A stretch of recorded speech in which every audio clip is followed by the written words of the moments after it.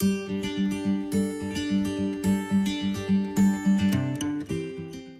Everyone, life learning academy में आपका स्वागत है।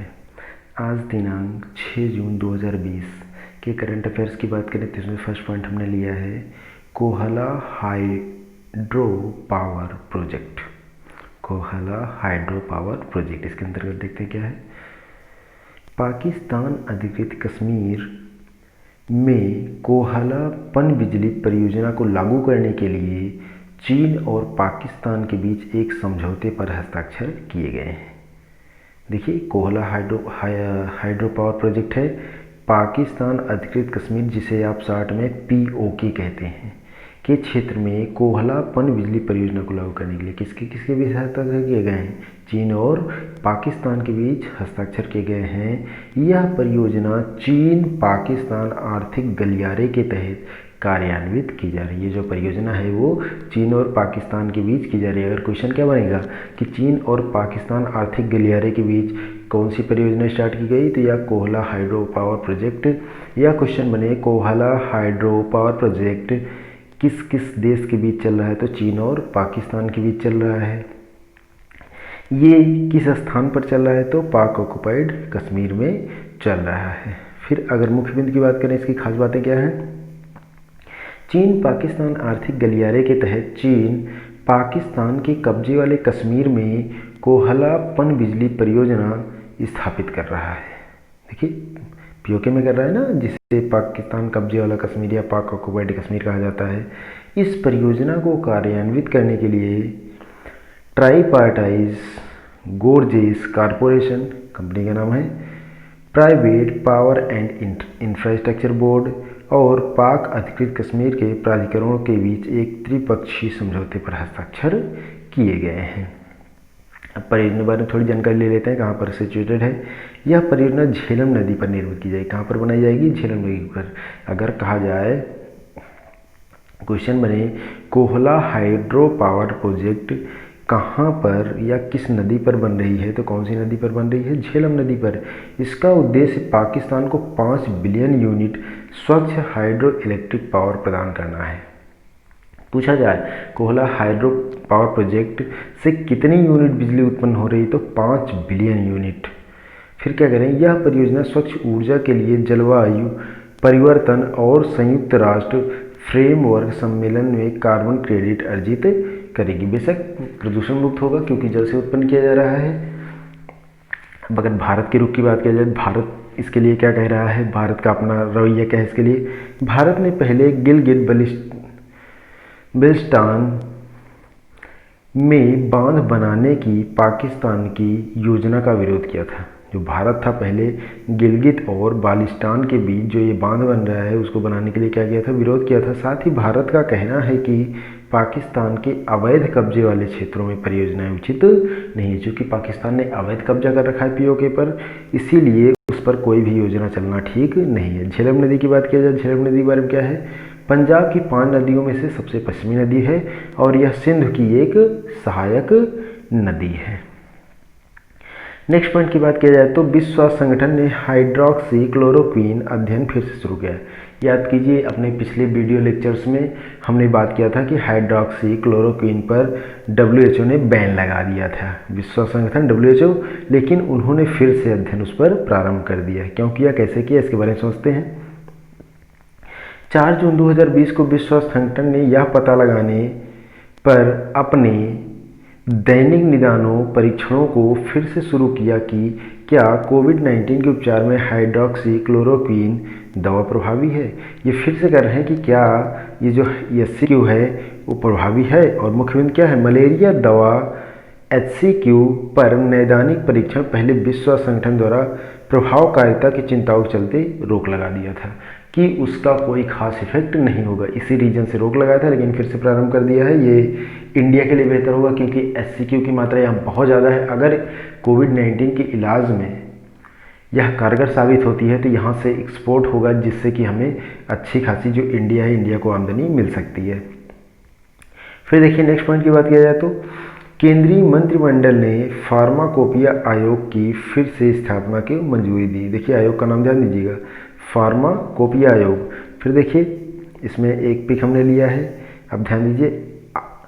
Ayush, A for Ayurveda, Y for yoga and naturopathy, U for Unani, S for Siddha, H for homoeopathy. ये आयुष जो मंत्रालय है उसके तहत है। 4 जून 2020 को प्रधानमंत्री मोदी की अध्यक्षता में केंद्रीय मंत्रिमंडल ने फार्माकोपिया आयोग को मंजूरी दी। अगर क्वेश्चन पूछ लिया जाए कब मंजूरी दी गई फार्माकोपिया आयोग को, 4 जून 2020 को कैबिनेट ने आयुष मंत्रालय के तहत भारतीय चिकित्सा और होम्योपैथी के लिए आयोग को फिर से स्थापित करने की मंजूरी दी है, ताकि पुनः यह प्रारंभ किया जा सके। अगर मुख्य विधि की बात किया जाए तो क्या क्या काम है इनका? Pharmacopoeia laboratory for Indian medicine and homeopathic pharmacopoeia laboratory का विलय कर इस आयोग का गठन किया गया है। ये जो 2 आयोग हैं इनका विलय करके किया गया। फिर क्या है? यह 2 केंद्रीय प्रयोगशालाएं 1975 में उत्तर प्रदेश के गाजियाबाद में स्थापित की गई थी। 1975 में दोनों प्रयोगशालाएं थी, दोनों को इकट्ठा करके किया गया है। यह आयोग एक स्वायत्त निकाय है जो आयुष मंत्रालय के तहत संचालित होता है। आयुष मंत्रालय के अंतर्गत अभी हमने ऊपर बात किया, उसके बारे में डिटेल में भी देखा, उसका फुल फॉर्म भी देखा हमने आयुष का, और यह 2010 से परिचालन में है। कब से चल रहा है? 2010 से। अब अगर महत्व की बात किया जाए तो फार्माकोपिया का अर्थ होता है दवा बनाना। क्या अर्थ हुआ? दवा बनाना। इसका मतलब दवा बनाने के क्षेत्र में होगा, आप इससे समझ सकते हैं। भारत सरकार ने भारतीय चिकित्सा और होम्योपैथी के फार्माकोपिया आयोग को फिर से स्थापित किया है, बिल्कुल पुनः स्थापित किया है। यह आयोग तकनीकी, जनशक्ति, अवसंरचनात्मक सुविधाओं, वित्तीय संसाधनों का अनुकूलन करने में मदद करेगा।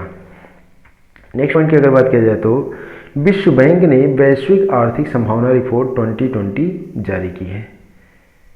देखिए क्या क्या है जिसे दिया इसमें विश्व बैंक ने हाल ही में ग्लोबल इकोनॉमिक प्रॉस्पेक्ट्स रिपोर्ट 2020 जारी की है।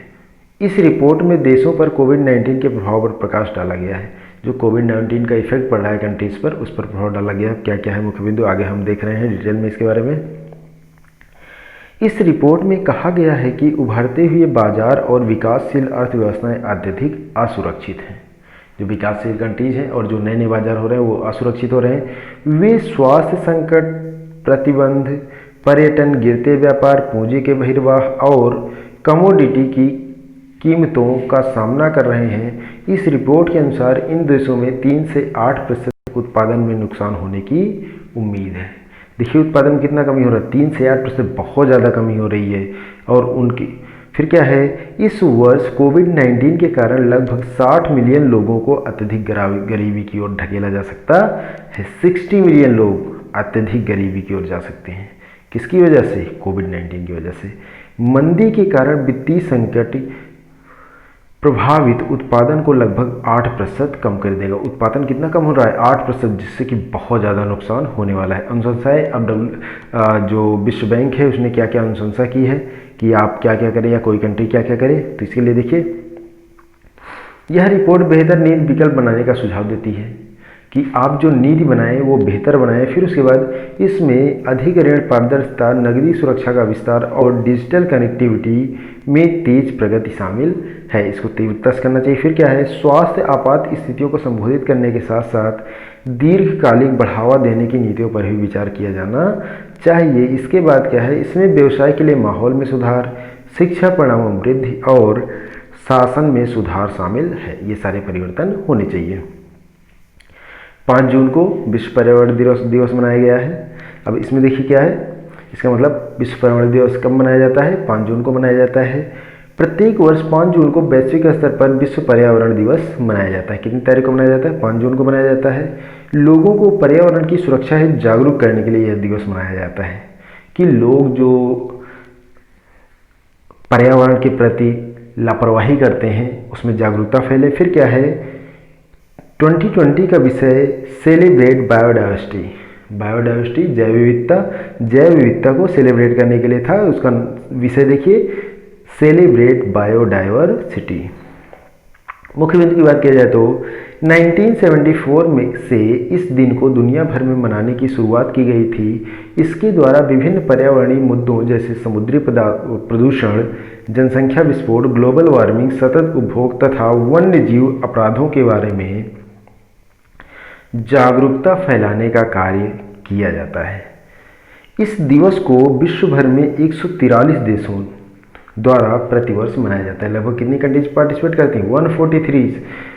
विश्व पर्यावरण दिवस की स्थापना 1972 में संयुक्त राष्ट्र महासभा द्वारा की गई थी। संयुक्त राष्ट्र ने इसको प्रारंभ किया था कब? सन 1972 में। इसकी स्थापना मानव पर्यावरण पर स्टॉकहोम सम्मेलन के पहले दिन पर की गई थी। जो स्टॉकहोम सम्मेलन था उसके पहले दिन पर भारत ने शुरू की स्वदेश पहल। देखिए, पहल का नाम स्वदेश पहल नाम है। भारत सरकार विदेशों से लौटने वाले भारतीयों के कौशल की मैपिंग के लिए स्वदेश पहल शुरू करने का निर्णय किया है।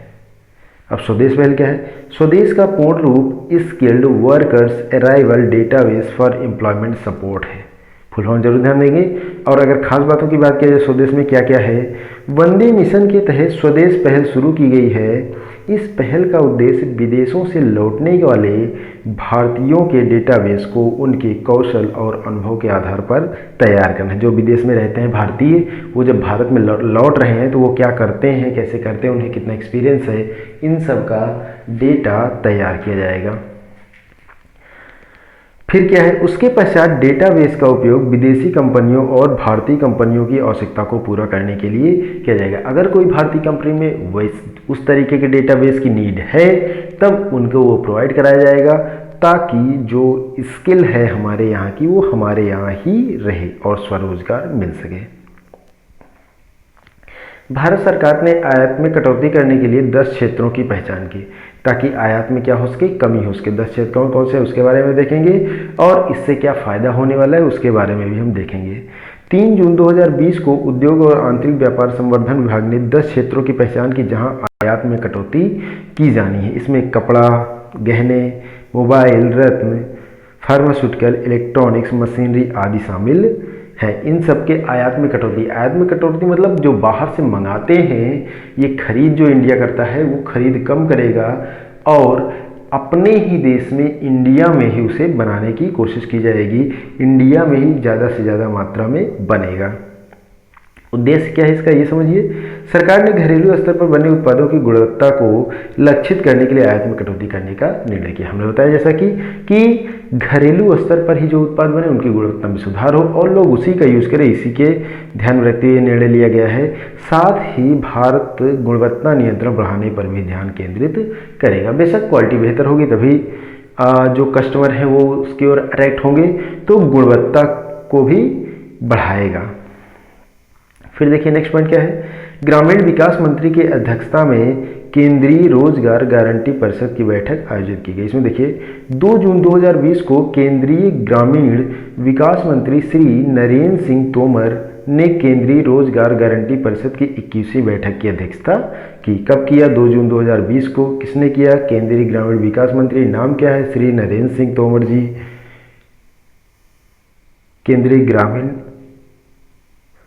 केंद्रीय रोजगार गारंटी परिषद की बैठक किया है। अब मुख्य बिंदु की अगर बात किया जाए तो आइए देखते हैं क्या है। इस बैठक के दौरान इस बात पर प्रकाश डाला गया कि भारत सरकार ने सिंचाई और जल संरक्षण के लिए संपत्ति बनाई है।